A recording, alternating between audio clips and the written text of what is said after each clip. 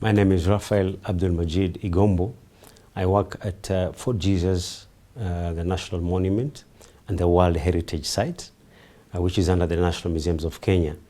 I'm the head of Education and Public Programs Department, which mainly is about community and the CSR, that corporate social responsibilities that National Museums of Kenya has with the community. And basically it's the Old Town community and the community of the Coast region. I have worked for over 15 years in Fort Jesus, but I have a background of education, and I have a master's in cultural heritage practice and project development.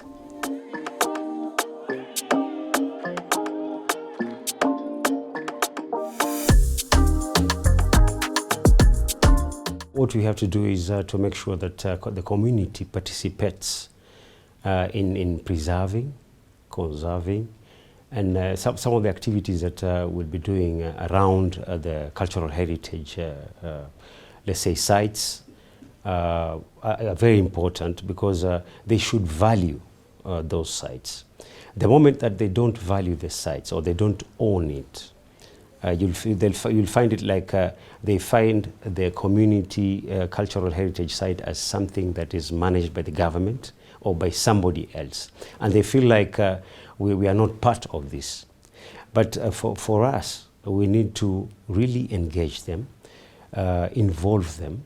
For instance, if I give you an example of Fort Jesus as a national monument, which is in the Old Town, this should be able to really give the community that aspect of harnessing the potential of that Fort Jesus being wherever it is. In this instance, for example, when they see there is some income out of Fort Jesus being wherever it is, or when they see that they can also have their community rituals or their community activities being done in Fort Jesus, they are given some access to these particular cultural heritage sites. They will really feel like now this is ours, we need to really own it. And at the same time, the generation that is currently being involved will be able to transmit this to the coming generations. They'll be able to even be ambassadors. In this case, whenever like they have people coming to Mombasa to be able to visit cultural sites in Mombasa, they'll really be the spokespeople of the cultural heritage site.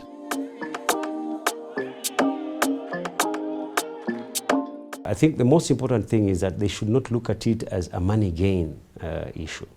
They should look at it as an activity that is improving our livelihoods, an activity that will even improve the economical income generating activities that we have around us, and an activity that will even improve the little fishing we do here, the little tour guiding activities we are doing here. Any income that can be generated out of what we are doing will also be a very good thing to the community. The other thing is that you have to look at a sustainable way of really keeping this project ongoing. It should not depend on the little funds that you want to put into the activity. So they should be able to see that whatever we are doing should be able to be sustained even when this project is over.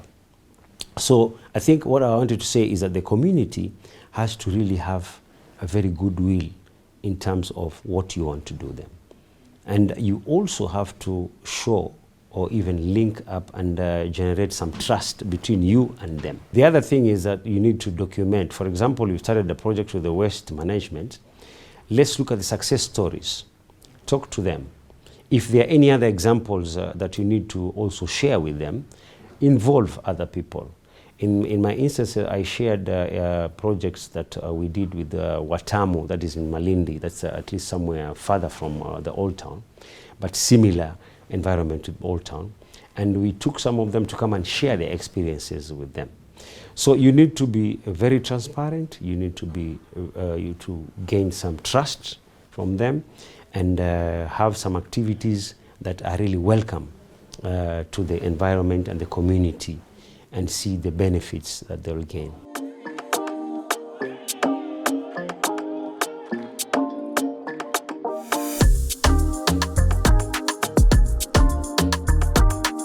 very interesting when I went to one of the Kaya forest and with the Kaya elders, and one of them told me he is called John, and then the other name was a Giriama name. So I was asking him, now, John is a Christian name, and you're a Kaya elder. How does this work? So he told me, no, the moment you become a Kaya elder, it does not mean that you leave the other practices that you're doing. Why? Because the God that the Kaya elders are praying or doing their rituals is the same God that the Christians are looking towards to, and it is the same God that the Muslims or the Hindus or whatever religion. So the conflict of the religion and the culture is where we should be able to really reduce the gaps so that it does not affect that attitude of the community towards now valuing the cultural practices of the local people. So it is quite important that the community understands what is cultural heritage practice, what is the importance of the cultural heritage practice, how does it relate to the religion. And in most cases you'll find that there are so many similarities in terms of what religion somebody is. So you should be able to have that similarity really understood by the community. And it will avoid a lot of radicalization, a lot of segregation and all that. And in the process, you'll be able now to let them understand and preserve and conserve some of these cultural heritage practices.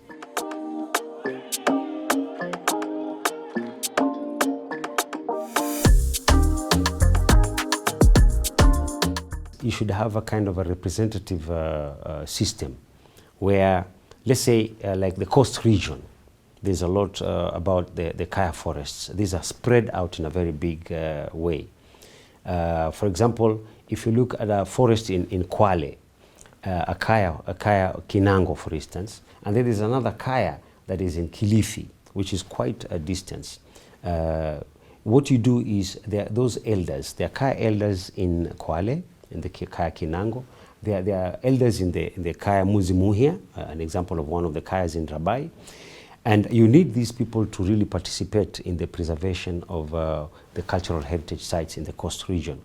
So you need to, at some point, have representatives of the Kaya Muzimuhia and Kaya Kinango, have people who will be coming together, and not only on a daily basis, but at least maybe on a weekly basis or a monthly basis, come together and sit and discuss about the challenges of what they face. The Kaya Kinango will be talking about their challenges, and they'll be interacting in terms of, these guys are very far, but it's the same concept, because the Kayas are normally sacred sites for the Mijikenda, and Mijikenda are 9 tribes.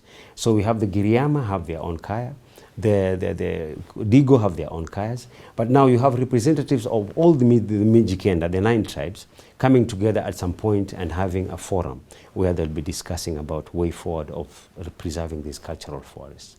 So it won't be a very, because they'll see, it will be like a benchmarking when they look at their Kaya and the other Kaya, what these people are doing to be able to really harness some potential of the Kayas, gain some economic income generating activities, and they'll be able to replicate them in their Kayas. So that will really bring them together, and they'll be working as a unit in terms of preserving and conserving the cultural. They'll be doing their things, of course, whenever they have the activities and all that, but at some point they'll be coming together. Even in the end of the year, you could even call them to be able to really celebrate what they have achieved and share ideas about this.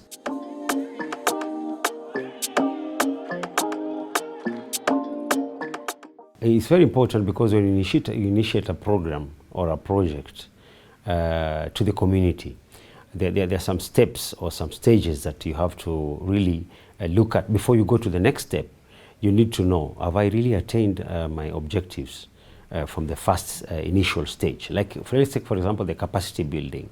You've given them a lot of awareness of the information, and you have to really monitor and evaluate at some stage have I really attained whatever I wanted before I go to the next step? This is a process that has to go as the project goes on. You need to have the community really, some of them even evaluating themselves. From the activities, you should be able to even have some of the participants really review what they have done, what impacts have they gained, what are the benefits that they've gained. So like after the capacity building, you as the project initiator has to involve some of the participants to be able to maybe like answer some questions, interview them, even sometimes do like the questionnaires, find out how far have I gained out of this capacity building? Have they really gained some information about what I really want to do? So that now in all these stages, after I've really managed to gain them, then there'll be the final evaluation of the whole project, and be able to even see how can I really look at the history from the time that the community don't have this project and now that they have the project. What are really the important quantitative aspects that I've gained? And we should be able to really incorporate these aspects into our community and push it to the next generation.